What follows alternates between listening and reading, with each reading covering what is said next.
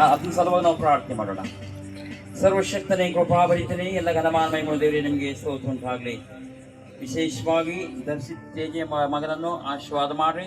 ಈ ದಿನ ಮಗನ ಒಂದು ಜನ್ಮದಿನಕ್ಕಾಗಿ ನಿಮಗೆ ಕೋಟಿ ಕೋಟಿ ಸ್ತೋತ್ರ ಉಂಟಾಗಲಿ. ವಿಶೇಷವಾಗಿ ಸ್ವಾಮಿ ಸರನ್ ತಿರುಗಿ ಎಲ್ಲ ಅವ್ರ ಟೀಮನ್ನು ಆಶೀರ್ವಾದ ಮಾಡಿರಿ. ಈ ದಿನ ಎಷ್ಟೋ ಒಳ್ಳೆ ರೀತಿ ಮೀಟಿಂಗ್ ನಡೆಸಲಿಕ್ಕೆ ಕೃಪೆ ತೋರಿಸಿದ್ರಿ.